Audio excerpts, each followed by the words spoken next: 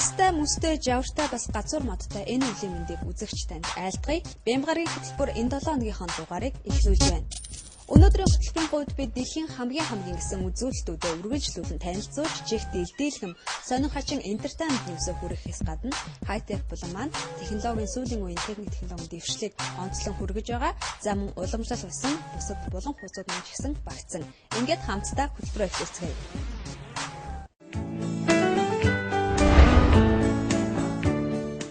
Бямгаргийн хөтөлбөр Гиннесийн амжилтуудыг үзэгч танд танилцуулж байна.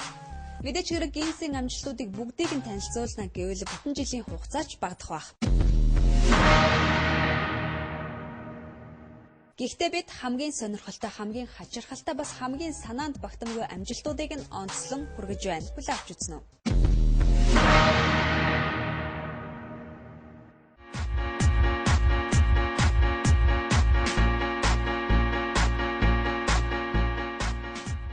Персийн булан дахь Дубай хотноос өндөрлөх хүний гараар бүтээгдсэн дэлхийн хамгийн өндөр барилга Бурж Халифа цамхаг 828 метрийн өндөртэй бөгөөд дэлхийн хамгийн өндөр барилга гэгддэг байсан Тайпей 101 цамхагаас даруй 300 метрээр өндөр юм.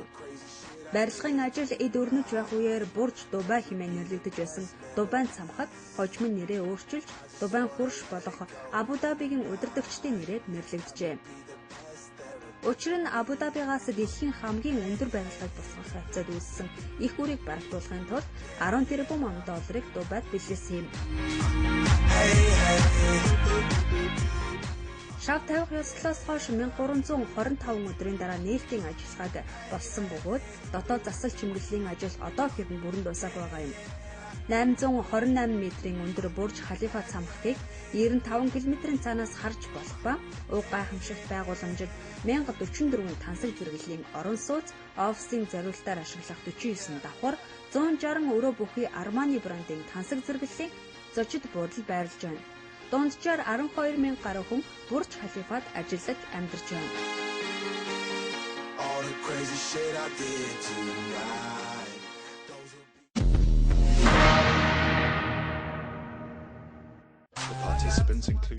Хамгийн олон цаасан тэнлүүг нэгэн зэрэг тэнгэрт хөөргсөн амжилтыг тогтоосон Жакарта хотын Индонезчууд.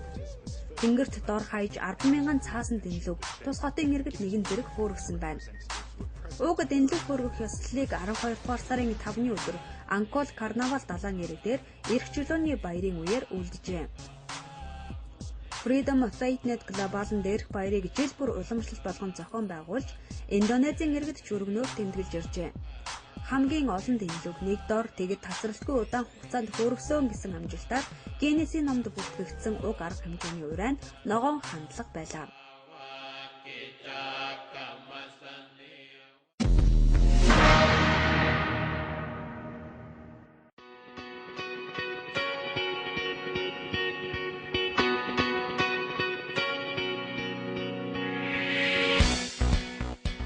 Макаогийн Венец буюу Макао Resort хотел цогцлборын хөдрөн дуураймлыг бүтээсэн уран бүтээлч Америк нэгдсэн улсын иргэн Брайан Берг.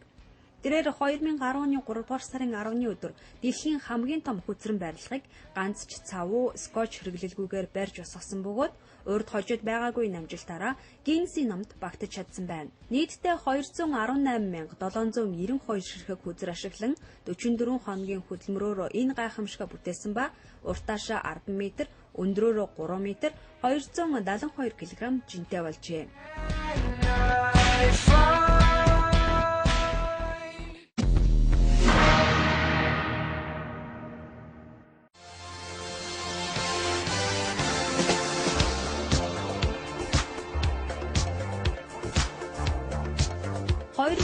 оны 8 дугаар сарын 29-нд Мехико хотод болсон Майкл Джексаксны Thriller-ыг хамгийн олон хүн нэгэн зэрэг бүжиглсэн тохиолдлыг та яг одоо харж байна. Попын хааны хорвоод мэндэлсний 51 насны ог тохиолдуулан зохион байгуулсан уг арга хэмжээнд 15,000 гаруй хүн оролцжээ. Ингэснээр Майкл Джексны Thriller дууны бүжгийг нэгэн зэрэг хамгийн олон хүн бүжиглсэн гэсэн тодтоглоор Мексикчууд Гиннесийн номд нэрээ багтааж чадсан юм.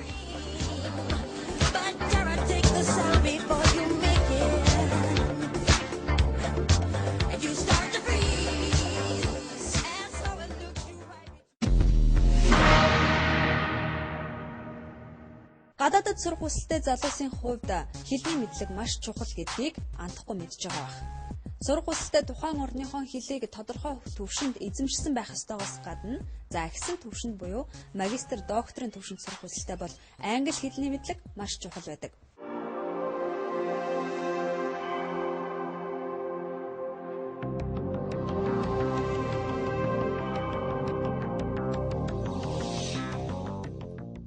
Тэгвэл англи хэл дээр хичээлээ үзэж, багш нартайгаа харилцан ярилцаж, ойлголцох чадвартай эсгэлтэн шалгадаг олон улсын хэмжээний шалгалтууд байдаг. Тэдгээрээ нэг болох Test of English as a Foreign Language буюу TOEFL-ийн шалгалтын тухай мэдээллийг өнөөдрийн боловсрал болон онцлон танилцуулж байна.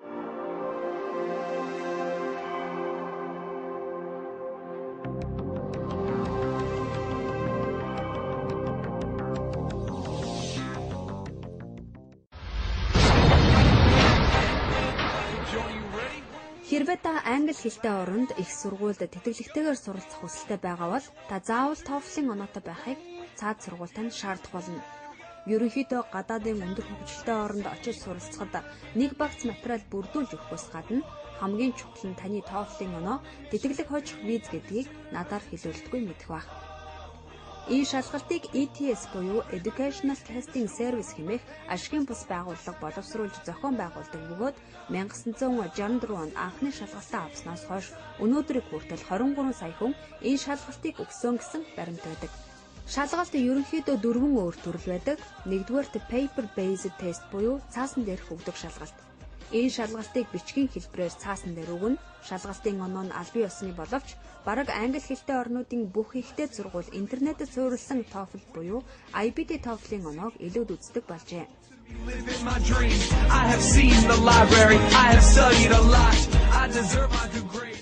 Computer based test.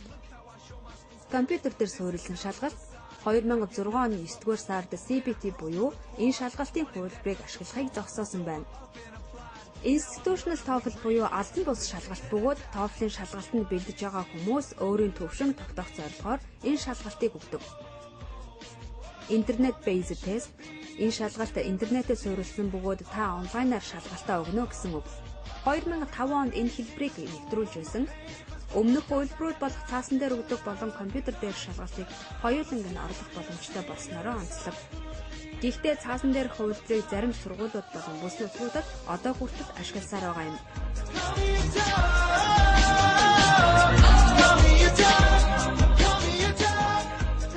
Өмнөх хувилбарын шалгалтанд тэнцээд сургуульдаа суралцсан оюутнуудын нэг том дутагдaltaй тал нь харилцааны англи хэл маш муу гэсэн дүгнэлтэнд олон профессор багш нар санал нийлж TOEFL шалгалтын бүтцийг өөрчлөх санал тухайн үед гарч байжээ.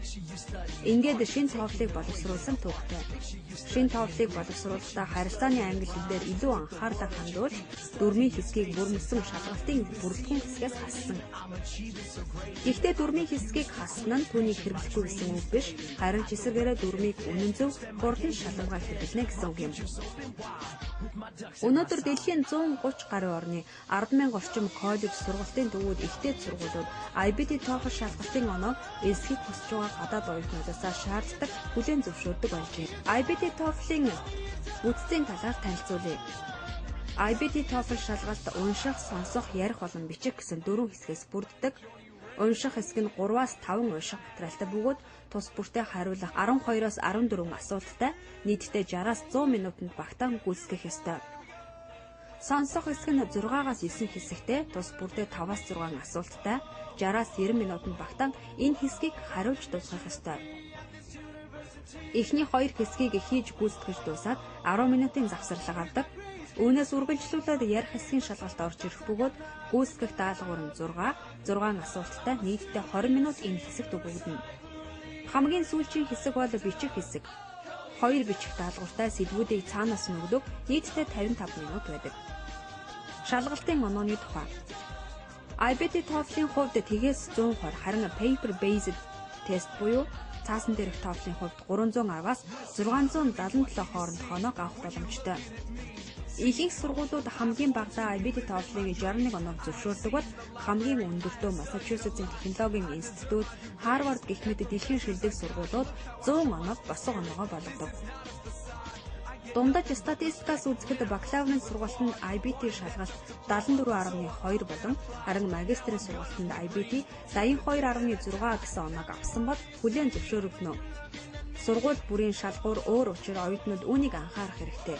Эхлээд суралцах чиглэл, сургууль болон улсаа тодорхойлж, тэр чиглэлээр нэлээдгүй хэмжээний мэдлэг хуримтлуулж, үүнийхээ дагуу хэлний шалгалтанд бэлтгэх нь мөрөөдлөө биелүүлэх эхний алхам болно.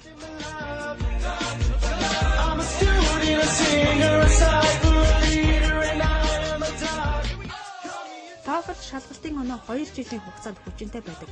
Учир нь тухайн хугацаанд хүний хэлний чадвар яаж ч өөрчлөгдөх боломжтой байдаг учраас 2 жил тутам энэ шалгалтын бүгдийг зөвлөдөг.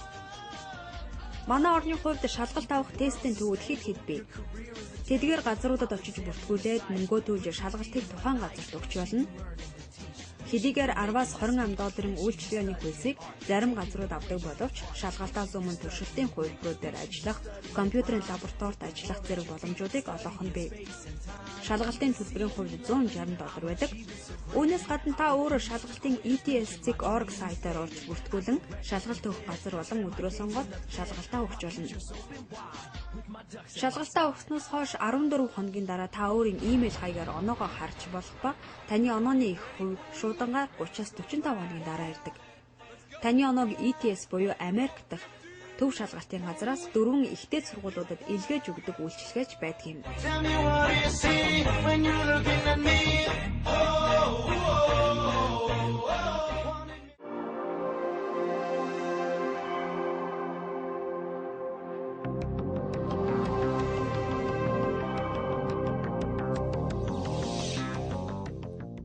Бямгаргийн хөтөлбөр яг одоо Максимодын 5 давхраас үзэгч та бүхэндээ хүрч байна. Энэ удаад бид Mongolian Flickr бүлгийн гэрэл зурагчдын энэ сарын 21-ээс 27-ны хооронд Максимод төлбөрийн 5 давхарт гарч байгаа Mongolian Flickr бүлгийнхний үзэсгэлэн гэрэл зургийн үзэсгэлэн үзэгч та бүхэндээ одоо сонирхуулах гэж байна. Хамтдаа маш өвгмөц, маш сонин шийдэлтэй эдгээр гэрэл зургуудын ертөнцөөр үзэсгэлэнгээр хамтдаа ажилласан. Бидний яг одоо ирээд байгаа энэ зургууд бол Proline гэдэг студийнхны зураг байна. За гэхдээ ерөнхийдөө энд байгаа зургууд бол миний ажигласнаар хүний амьдрал бидний хэв маягаас шалтгаалаад, амьдралын буруу хэв маягаас шалтгаалаад ямар үр дүнд хүрч болохыг харуулах гэсэн зорилготой. За энд гэхэд яг Монголын одоо хамгийн алдартай жүжигчид, дуучид, урлагийнхны одоо утаа бидний өнөөдрийн эрүүл мэндэд яаж нөлөөлж байгааг харуулах гэсэн ийм сэдвтэй зургууд байгаа бол за энд жишээ нь үр хөндөлт бол гэмт хэрэг юм аа. За эсвэл өөрийнхөө эрүүл мэндийг хүн та ийм маягаар ингээд хохироож байна гэдгийг харуулсан зургууд байна.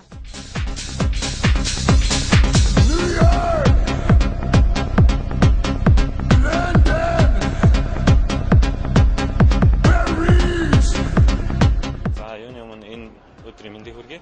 Өнөөдөр бидний энэ гаргаад байгаа үзэсгэлэн маань бол Монголын Flickr бүлгийн одоо үзэсгэлэн байгаа. Энэ маань бол flickr.com гэдэг дэлхийд даяар бол хамгийн том гэрэл зураг сонирхчдын нэгдэн цугладаг community сайт байгаа. За энэ сайт маань 2005 онд нэгдээд 2006 онд бол Yahoo компаниуд хөдөлж авснаар энэ одоо сайт бол улам хүчээ авсан. Ингээд манай Монголын гэрэл зурагчид 2006 оны 11 сарын 13-наас бол тус сайтад бол зураг оруулж гиснээр өнөөдөр ингээд 5 жилийн хугацаанд гэрчээд байгаамаа. Тэгээд энэ 5 жилийн хугацаанд Монголын гэрэл зурагчдын гэрэл зургийг одоо дэлхийд дахинд онлайнаар танигдаж гиснээ бас айн өдөр гэж бид нараас бэлгшээж үзээд энэ өдрийг одоо сонгоод 21-ээс 27-ны хугацаанд 7 хоногийн хугацаатай энэ гэрэл зургийн үзэсгэлэнг гаргаж байгаамаа.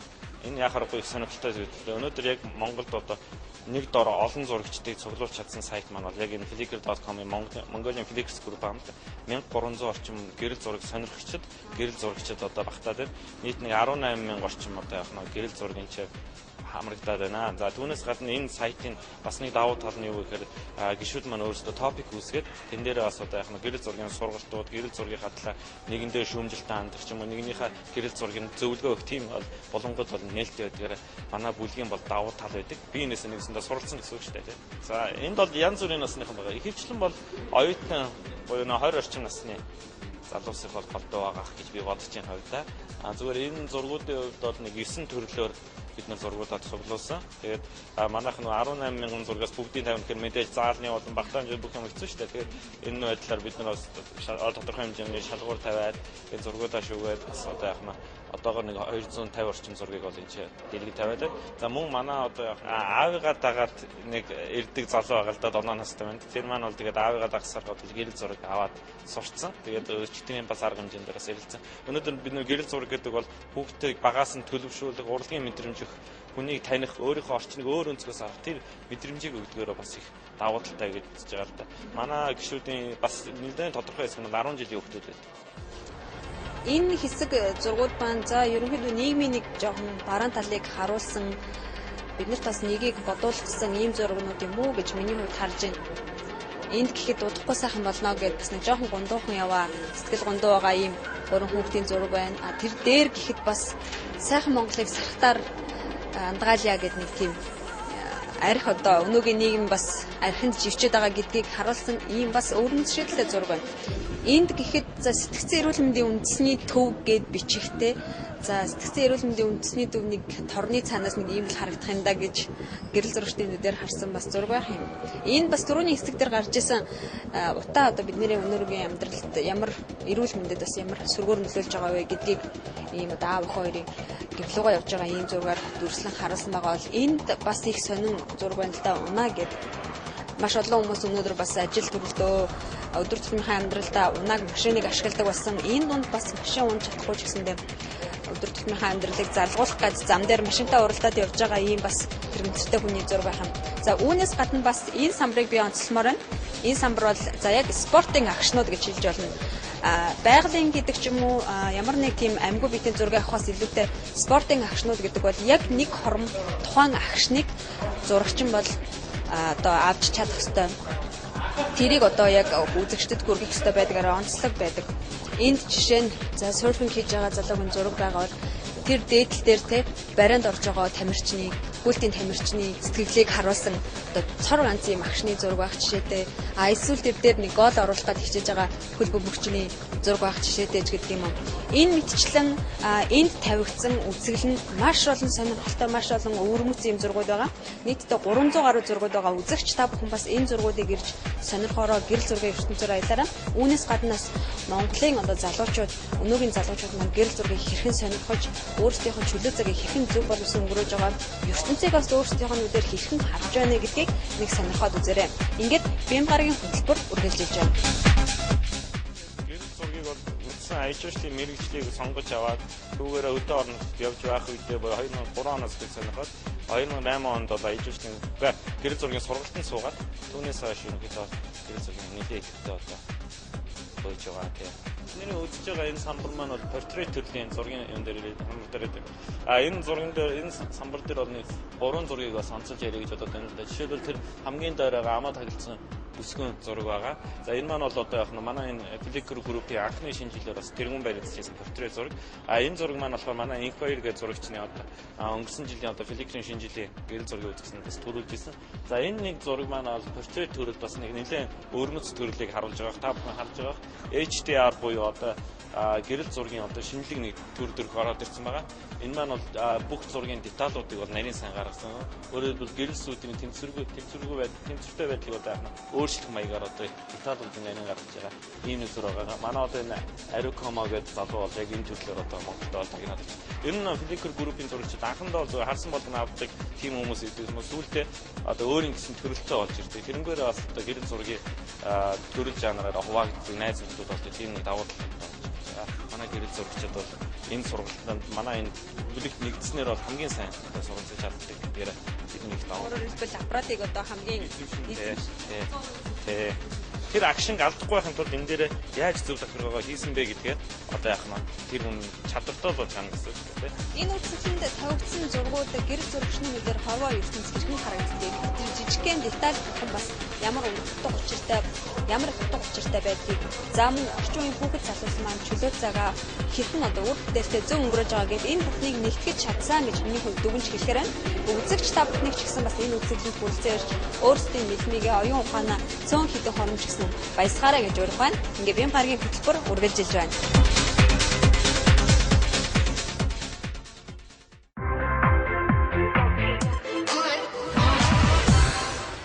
Энд entertainment мэдээ хүргэе. Канадаас харалтай өсвөр насны дуучин Justin Bieber-ийн хувьд дэлхийн дахны хэмжээний од болоод байгааг хэлэхгүй тэгвэл А болсон гэдэг цуу яриа нь үнэн болов уу?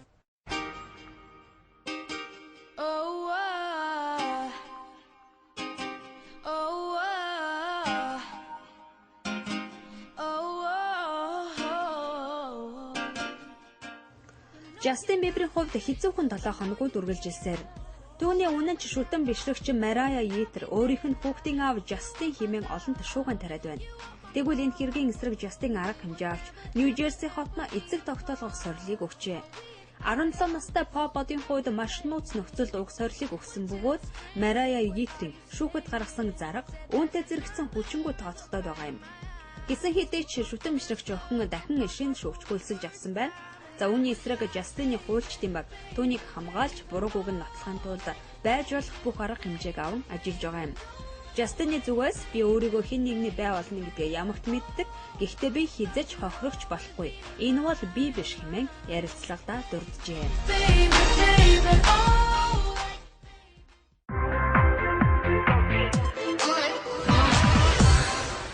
25 жилийн турш өөрийн нэр дээрх ток шоугаараа дэлхийд дахныг байлдан дагуулсан ток шоуны хатан хаан Oprah Winfrey энэ онд иргэн ирхүү.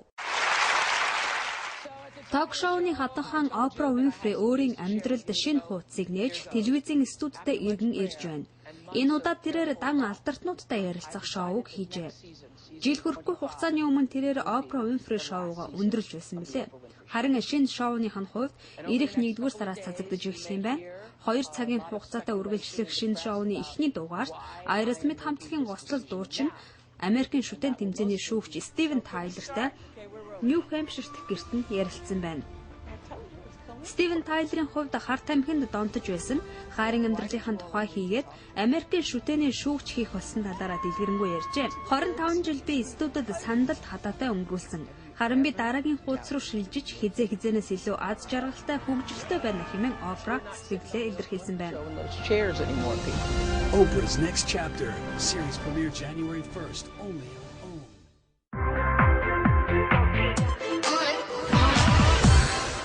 Хамгийн анхны гейм консолууд 1950-ад оны үеэс ихтэй. Түүнээс хойш гейм консолуудын технологи хөгжин өөрчлөгдсөөр өнөөдрийнхөө түвшинд хүрсэн байна. Үзэгч та бүхэндээ яг одоо хайтек болонгоо хүргэе. Юун тухай мэдээлэл гэдгийг та магадгүй сая миний ярианаас гадралсан байх. Энэ бол гейм консолууд.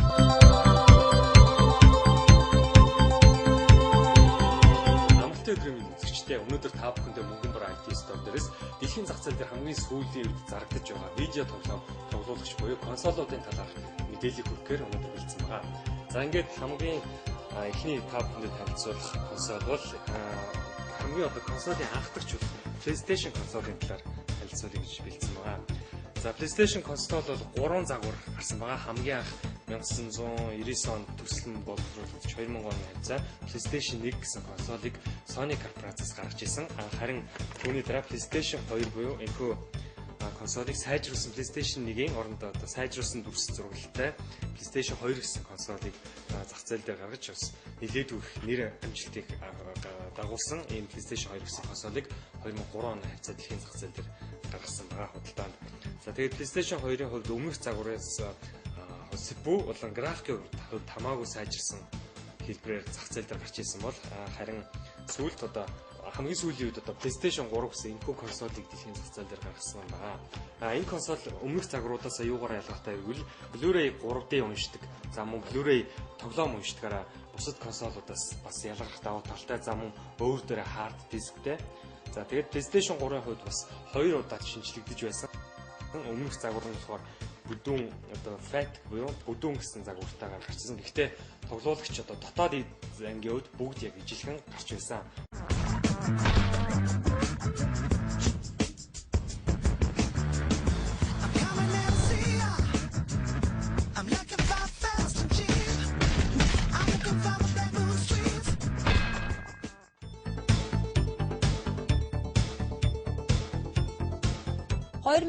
оноос хойш танилцуулагдж байгаа гейм консолуудыг ерөнхийдөө 8 дахь үеийнх гэж онцолдог байна.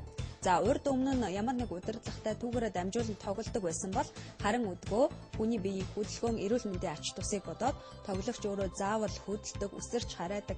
За үүгээрээ бас тоглоомод тоглодог байхаар өнөөдрийн гейм консолууд бүтээгдэж байна. Хүү загвар бол нэмгэн болж за мөн өөр дээрээ HDMI, видео, аудио тэгээд хойноос мультиаут гэсэн гаралттайгаар урдаан 2 USB гэсэн гаралттайгаар PlayStation 3 дэлхийн зах зээл дээр гарч ирсэн. За энэ PlayStation 3 нь бас яг бусад консолоос илүү давуу талтай гэвэл хамгийн гол нь орчин үед одоо хүмүүсийн хамгийн их өргөн хэрэглээнд ороод байгаа Blu-ray 3D-г тоглох боломжтойгоор бусад бас консолуудаас ялгарх давуу талтай.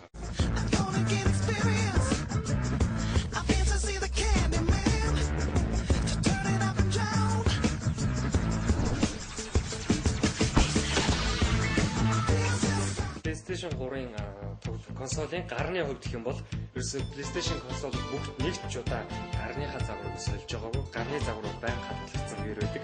За энэ мэдээж хоёр жижигрээтэй тэгээд доороо дөрвөн гартай тоглоход эвтэхнэр хөнгөн шөнгөнөр хатгалтай PlayStation 3 гар нь бол ийм загвартай гардаг. Гэхдээ энэ бол зөвхөн Sony корпорацаас өөрсдөө зориулж гаргасан гар үргэлжлэл гаргалтай хувьд хамгийн анх Xbox-ыг гаргаж яхад 1080p буюу Full HD-гээр гаргаж ирснээр бас тухайн үед илүү давуу талтай болж ирсэн.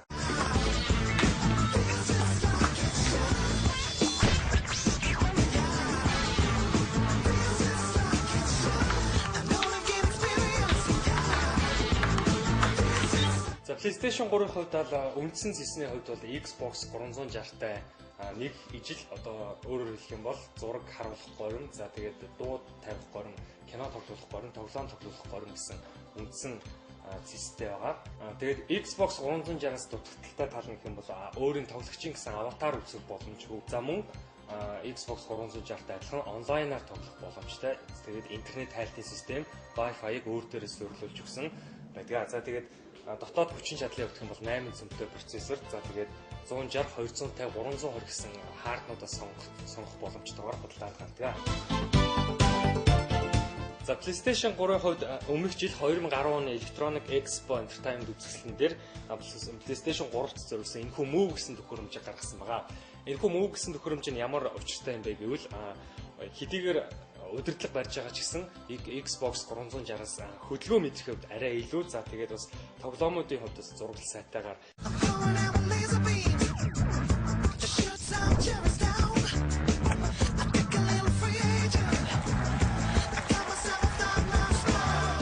за бидний хамтдаа дараагийн танилцуулах байгаа бүтээгдэхүүн бол Microsoft компани Xbox 360 гэсэн консолыг танилцуулахаар бэлдсэн байгаа. Xbox-ийн хувьд гэх юм бол Xbox 2 загвар өмнө гарч ирсэн. Үүний өмнө Xbox за мөн тэгээд Xbox 360 гэж гарч ирсэн. Ягаад Xbox-аас шууд Xbox 360 гэж худлаа гарсан бэ гэвэл тухайн PlayStation компани өөрийн 3 дахь консолоо гаргаж байсан. Харин Xbox Microsoft-ийн Xbox 2 дахь загвараа гаргаж жагаад хүмүүс бас илүү нэрээ хүмүүст хүрэхийн тулд Xbox 360 буюу яг PlayStation 3 шиг 3 дахь хөлбөр гэдэг сэтгэл төрүүлэхийн тулд Xbox 360 гэсэн нэрээр худалдаанд гарч ирсэн.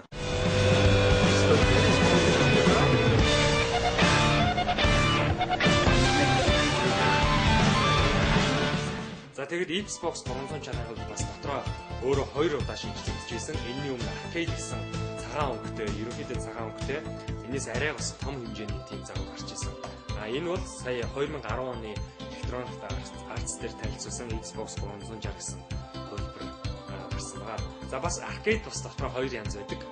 Анх гарч ирсэн Arcade-ууд бол Full HD буюу 1080p пикселийг дэмжихээр бол худалдаа гаргав зөвхөн AV буюу анхны одоо видео аудио гаралтайгаар гарч ирсэн бол харин 2009 оноос эхлэн HDMI загвартай гарсан. Энэ нь бол тоглоомыг хамгийн өндөр түвшинд тоглох боломжийг олгож ирсэн. За мөн Xbox-ын гарны хувьд гэх юм бол 2 удаа бас шинжилэгдэж байсан. Өмнөх Xbox-ын гар эдгээр эдгээр төстэй ч гэсэн арай том бүгд хэлбэртэй байсан бол шинэ гарч байгаа Xbox 360 дэд өөрөөр яг энэ загвартай гарч байгаа.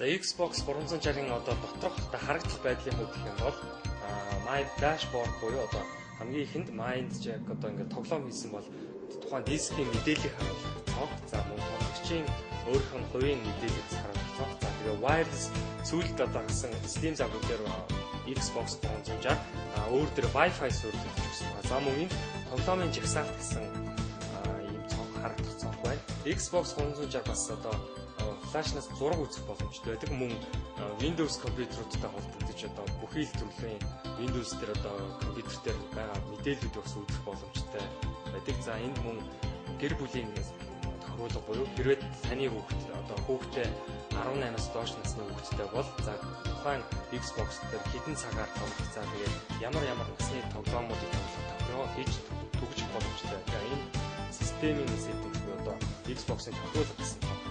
Тэгээ Xbox-ын хувьд бол доторх агуулгууд бол ерөнхийдөө юм. За мөн Xbox Live буюу интернетээр холбогдож мэдээлэл, за мөн олон нийтэд харилцах Facebook, Twitter-ийн хэлээр холбогдож найз нөхдөөрөө ямар тоглоом тоглож байгааг ярилцаж тоглох боломжтой байдаг. That's the one.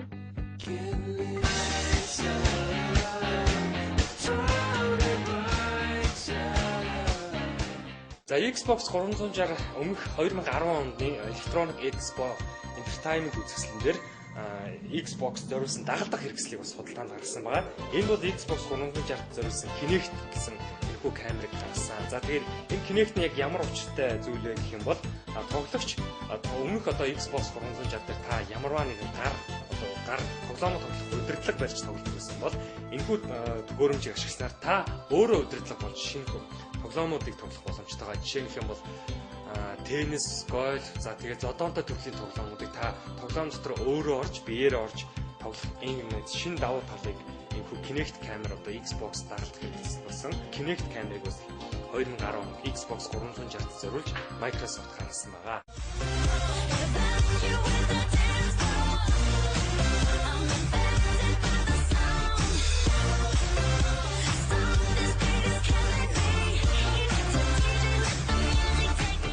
Бидний хамтдаа танилцуулах хамгийн сүүлчийн бүтээгдэхүүн консол бол Nintendo компани Wii-г танилцуулахаар бэлдсэн байна. За Nintendo компани Wii нь бол анх бас яг PlayStation 3, Xbox 360-тай зэрэгцэж тухайн үед өөрсдийн шинэлэг давуу талыг багтаахын тулд тусдаа гар буюу холоос өдөртдөг хөдөлгөөн мэдэрч өдөртдөг тоглоомын зориулалтаар Wii гарч ирсэн. Энэ нь бас PlayStation 3, Xbox 360-аас ялгарх онцлогтойгоор бас бодлоо гарч ирсэн. Хэдийгээр Nintendo компани энэхүү Wii холын зайнаас өдөртдөг ийм онцлог давуу талтай ч гэсэн тоглоомуудын одоо зураглалын хувьд босод PlayStation 3, Xbox 360-ыг бол харьцангуй гүйцэтгэхийн одоо зураглалын хувьд муу тааруугаар бас гарсан байна.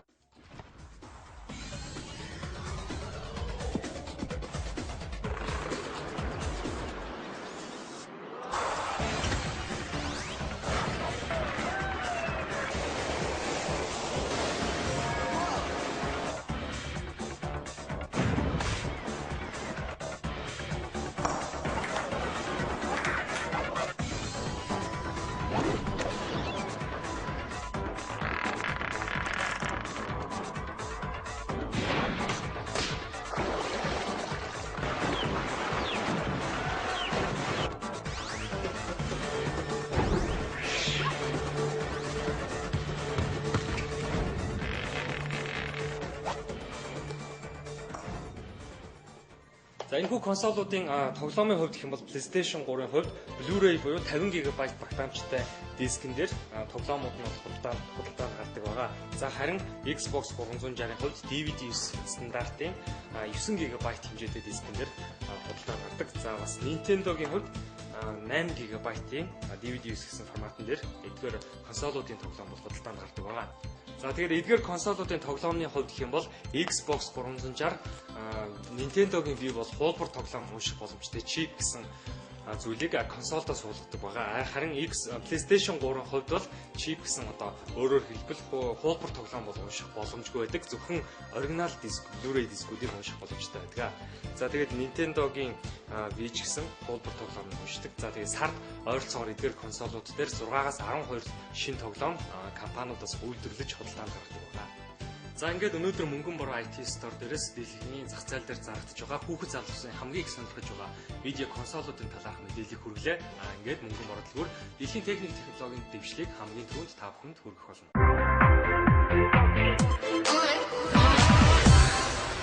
Бидний бэлтгэсэн өнөөдрийн хөтөлбөртэй хамт байсан үзэгч танд баярлалаа. Хөтөлбөртэй холбоотой санал хүсэлтээ яг энэ доор гарч байгаа утсаар хандаж бидэнд дөрүүлээрэй. Таны санал, таны хүсэл бидэнд үргэлж хамгийн үнэтэй байх болно. Ингээд эх 7 хоногт уулзцаая. Баяр таа.